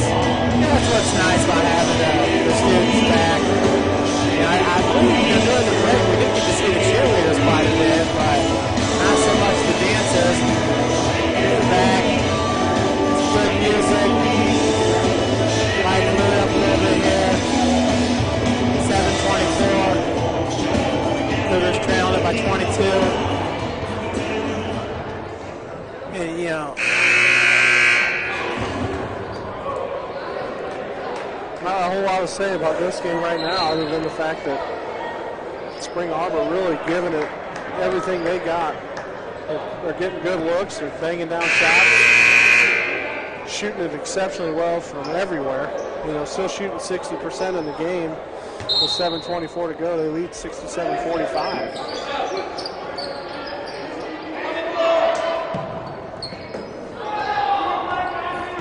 Bellamy looking like Randy Moss. Yeah, that one right there. Yeah, no question. Bellamy kicks it out to Carden. Carden looking for something. Nothing there. Skipped over to Barry. Barry back to Van Pelt. A lot of ball movement by Spring Arbor.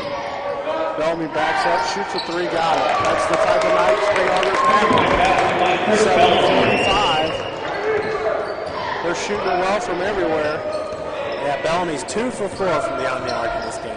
And that's Bellamy's 14th point of the night. Hogan driving the lane. Tipped up. Van Pelt gets it away, kicks it up. Bellamy going to try to lay it up, gets it to I think that's 16 for Bellamy now. Well, you know, Ryan, like right there, you heard a couple fans say that was a foul, but you can't say anything because you'll get teed up, I think, if you look at the ref. Yeah. You know, I So mean, Barry picks up his 4. You can't. There's not a whole lot we can do down anywhere really tonight. And it's unfortunate. you hate to see that because it's almost like the official took Coach out of the game or something.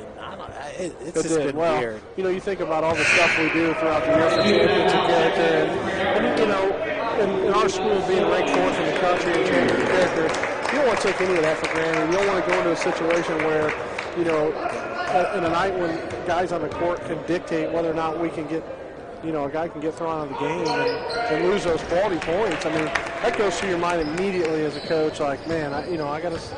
It does take you out of your game plan because you feel like you didn't do anything wrong, and then you get text, you know, you get teed up in that situation. Now you gotta. It's just going to change your game plan. That's just so important to this university, and rightfully so. You know, I've never heard nice steal by Scotty. Gives it up to Seth.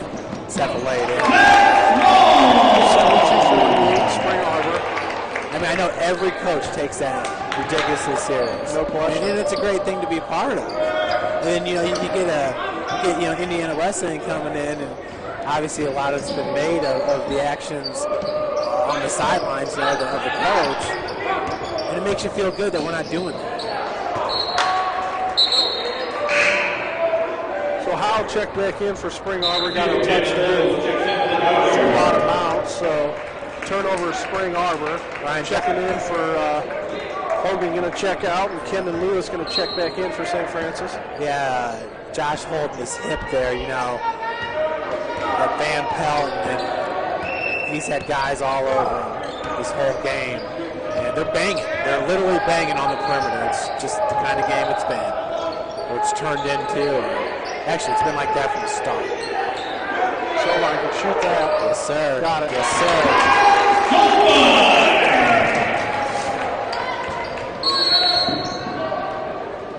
Full timeout, Spring Arbor. 72-50. Spring Arbor 22-point advantage here. 5:25 to go in the ball game. They call a timeout. He's not happy with the way his guys are defended. Yeah, Ryan Cottingham, his 14th season.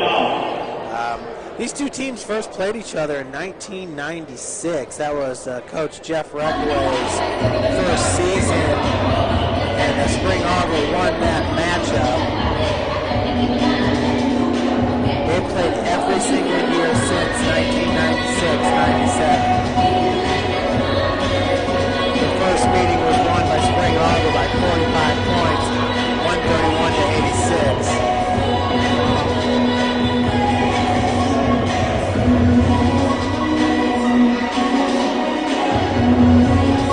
1974-1975. USF head coach was Dave Fulkerson. Spring Arbor won by 45.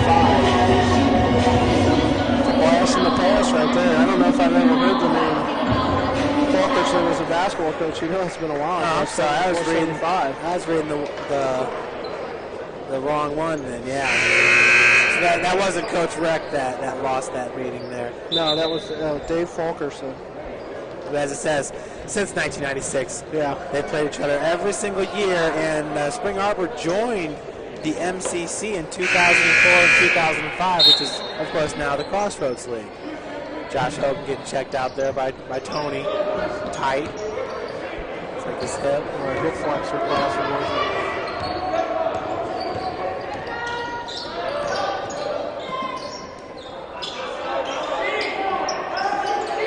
Ball gets in there. Howard kicks it out to Bellamy. 16 on the shot clock. Carden over on the left side. Skip past the Bellamy, wide open. Kenny Lewis mans him up. Sovar, there we go. There's a cross break. Kevin Boone's going to go up. Layup gets the foul. Foul's going to go on. I think that's Hogan's. I couldn't see. I think it's number 3. Count the bucket. Yep, foul's going to go on Hogan's. And that's just a whole lot of that going on right now. That's just what's hard to understand. That by far wasn't even the hardest slap that we've seen. Ticky-tack, no question. It's probably, amongst 20 of them, it's probably down there at 19. Yeah. Which is wild. So Cougars inside 20, cut the lead to 19, 72-53. And timeout called by Spring Arbor. Full.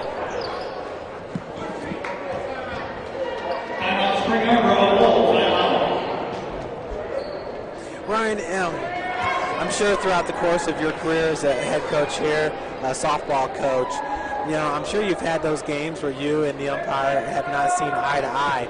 What's it like the next time around when they're officiating or reffing your game or umping your game? It just depends, you know. I mean, most of the time, the funny story, though, it actually was against Spring Arbor here. This has been years ago. I got ejected from the game.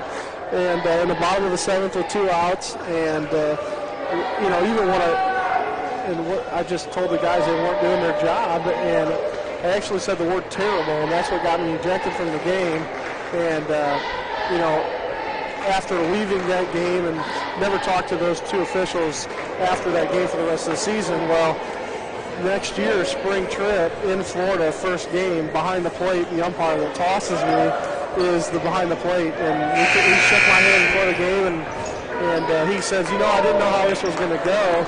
And I said, well, you know, that's something that happened a year ago. It's just one of those things that happens. You know, it's competition. And, you know, he said that's a great way to look at it. And, you know, he called a great game for us, and we got the win in that game. So, you know, it just depends on who your ump is and, you know, whether they hold grudges or not. You know, for us, it happens all the time. I mean, Big Ten softball, I mean, they're complaining every single play, every single call.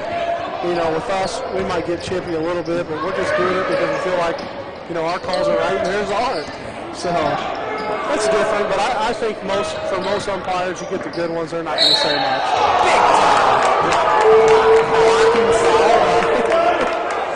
Coach across is just like, this is about to be a good tonight. Yeah, Ryan, especially when you consider, competition, you got to be able to let bygones be bygones, so to speak.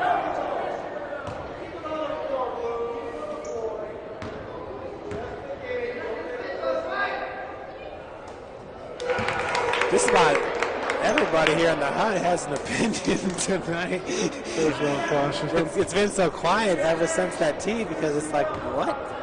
And every once in a while you hear a voice.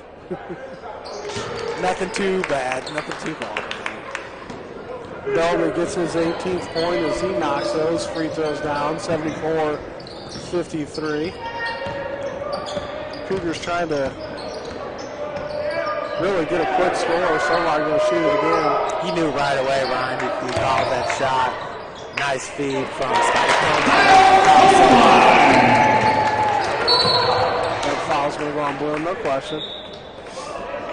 That's about the most, that was about the easiest foul call I've seen tonight. Scotty calls the team together there for a quick huddle. And it's good to see out there from a veteran player like Scotty. I talked about this a couple shows ago. We talked about, I remember Bethel coming here in 2010, and we dropped a home game by 36 here at the hut.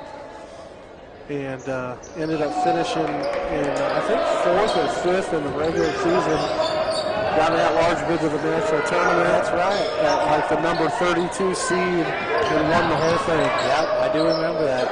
Sobine from just inside the arc, he knows that one as well. Carden comes down the board. He's all right. He's getting some shots in tonight. He can get a few of those to knock down and be just fine. Give us some quality minutes tonight. Kyle's 3 for 7 from the field.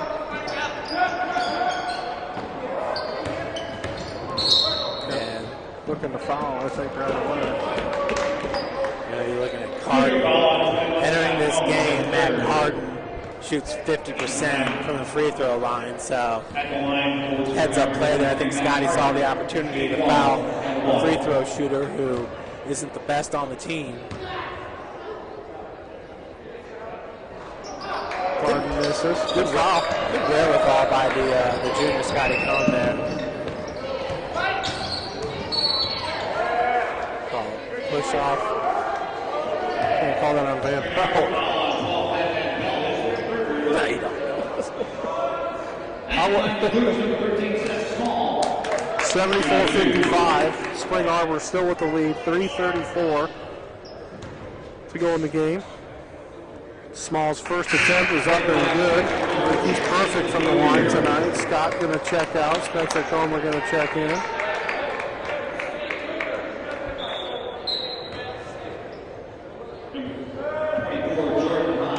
Jordan Hahn checking in for Kevin Bloom.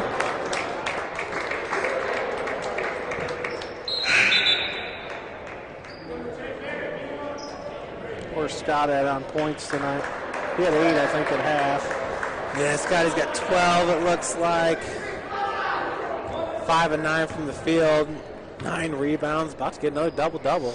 Scotty being Scotty, there's no doubt. Yeah.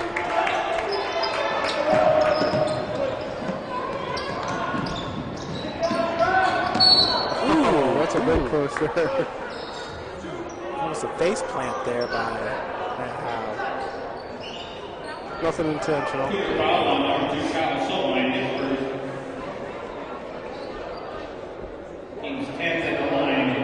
Well, I can't believe how quickly your season's coming up. Yeah, tell me about it. I mean, We're 1 month away tomorrow from opening up. Spent the last 2 days on Coach Roberts' schedule. He's got a trip to Point Lookout, Missouri. Take on a College of the Ozarks there. Yeah. Men were there for the national tournament last year. It's a neat place. They're a big agricultural school. Yeah. They got like a farm on their campus. Hal makes those. And, I actually covered baseball in that area for 2 years as a newspaper writer. Great baseball in that area. Big block underneath. Henry gets the rebound. Gets some space. Jumpers off the front. But Pujols, there's a big story. Pujols was playing at Glendale High School there in Springfield, Missouri. And hit the side of the building is like a 550-foot shelter. Jeez. That's all the guys would tell me, because I'd cover summer ball and stuff like that. Tight defense, like Ryan said. Cougars starting to smother a little bit more. Timeout, Spring Arbor. 3:11 to go in the game, 76-57. Spring Arbor on top.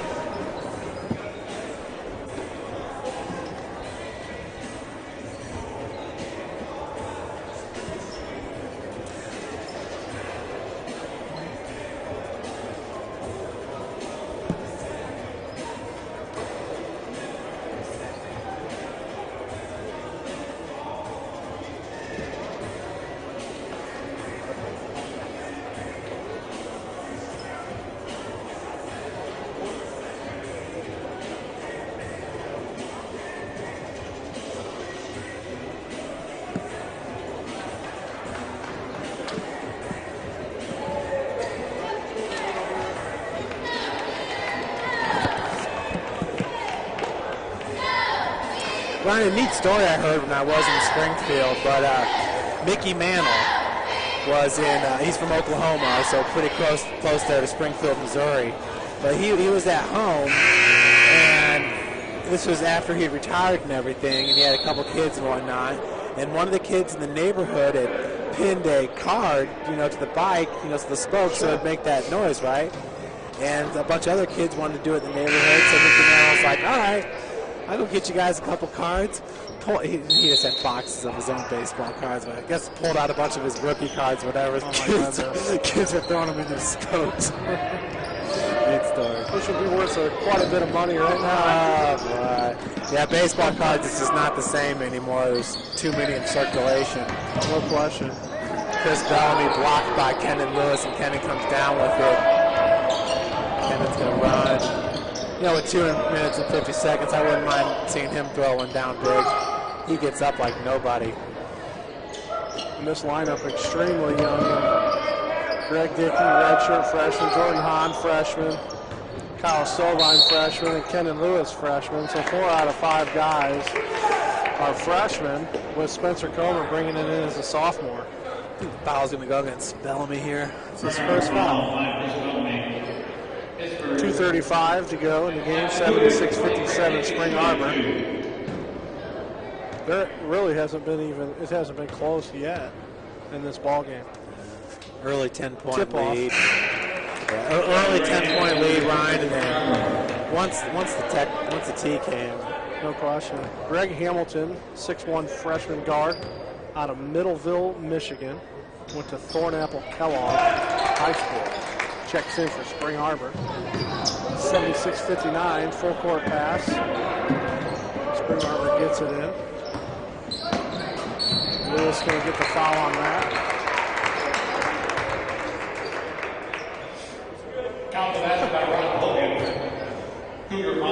What about the league? Let's check out the league, Jeff. There's got to be something going on other than what we're seeing right now. Yeah, Ryan, there's a couple other games in the league.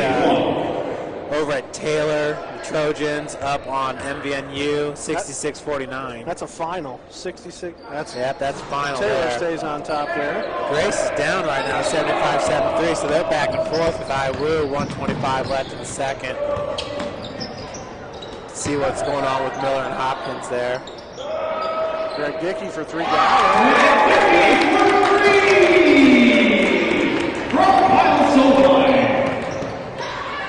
Greg Miller with 20 points, Bruce Grimm Jr. with 15 points, Sean Elliott with 16 to lead IWU, Patrick Hopkins with 15 points. The only Wildcat in double figures, well, I take that back, there's one other. His name's Jordan Widener. He's got 30 points, 7 of 10 from beyond the arc. 21 points from behind. He's a player now. Yeah. And Hopkins as 30 well. 30 points.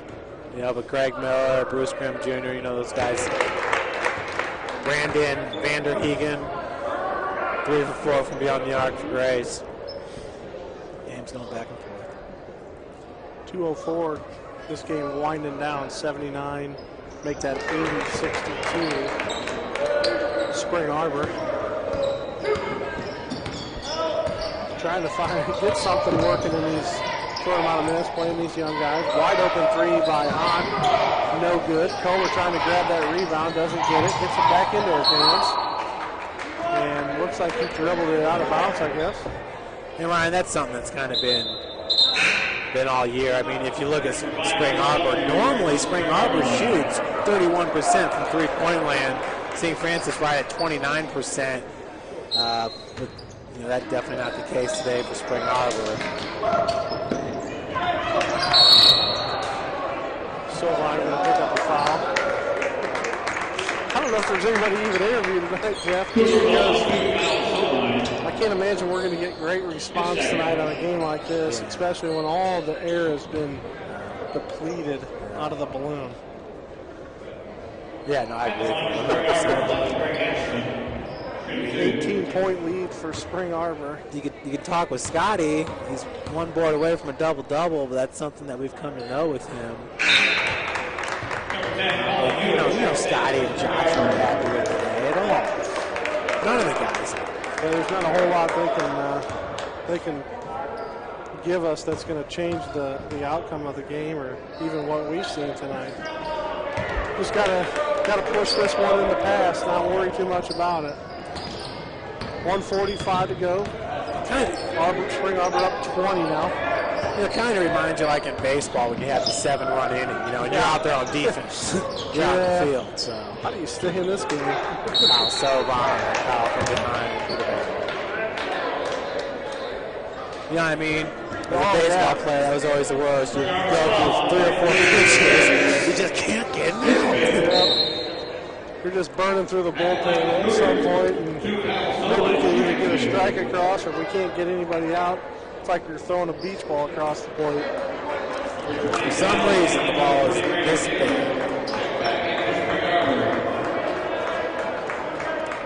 Well, in about 8 short hours, I'll be back in this gym. burning the morning oil. And we appreciate that, because you got a long drive home too, don't you? Yeah, got about 20 minutes or so, but straight down 69, no problems. Just going to be cold. And then cold again at 4. Silvine makes those 64-82. And Cougars kind of pressing, real hard man. Spring Arbor still got a few starters in the game. Taylor had an open look there. Surprised he didn't. Giles Neal came up with the ball and got it in the bucket. 84-64, back to 20. Silvine up, got it. Strong move there. Silvine having a good game. That's his 10th point. On the line to make 11. He's had some good looks tonight. He's missed a few, I don't want to say easy shots, but he's missed some in free throw range where he's usually really good. I know he wasn't having a few of those. Not like his makes are going to make this game any different, but he makes those, makes that three-point play. That's 11 for Silvine. 84-67 Spring Arbor. The hustle's starting to clear out a little bit here. I think that's why it's getting quiet, Jeff. I think a lot of people bailed out here. Van Pelt. Excuse me, Greg. Looking like Van Pelt for a second. Sure did, didn't it? Both teams really playing their bench right now. Dickey looking for something, nothing. Hahn looking. Off the glass. Nothing there. Soft. It's rebounded by Spring Arbor. Kicked out to number 10. That's Colin Hewitt. Nothing there. Hamilton. Gets it into number 40. That's Randy Taylor. He shoots over the top of Silvine. No good. Rebound, Kyle. Jordan. Outlet pass. Kicks it over to Kendon Lewis. Kendon Lewis looking to go. Ooh, runner no good. These guys are tired, and that's going to do it, guys. 86-67 final here at Hudson. Spring Arbor on top. Just done a great job here. Credit Spring Arbor's preparation coming in this game. They shot it well. They played good defense tonight. St. Francis just really couldn't find an identity on both sides of the ball tonight. Yeah. It's quiet in here. There's no question. Yeah. This gym is quiet. Well, and Ryan, I guess the saddest thing is it's been quiet ever since there was about 10 or 12 seconds left to go in the first half. Yep. And, a lot of people just kind of in shock a little bit. But we appreciate you tuning in. And be sure to tune in this Saturday, the women, to take on Goshen. 12:45, women's team on a little bit of a roll here in serious national contention. Serious contention. There's no question. They're the team to beat right now. They're hot. They want to play for the national title. They want to play for the conference champion. They want to be the regular season champ. You want to win that tournament. You want to go on to nationals and win that whole thing. So hopefully things just keep falling into place and kids stay healthy, and that's going to give us the greatest chance going into the end of the year. Yeah, not to mention the fact that these girls, they want Bethel in a very bad way. No question. We got them at home. Yeah, we got them at home. It's going to be fun to watch. But Ryan, I'm thinking that one right there. Look for a big win for the Lady Cougars. I mean, they want it bad. Yeah. So, folks, once again, thanks for joining us, and we'll see you on Saturday.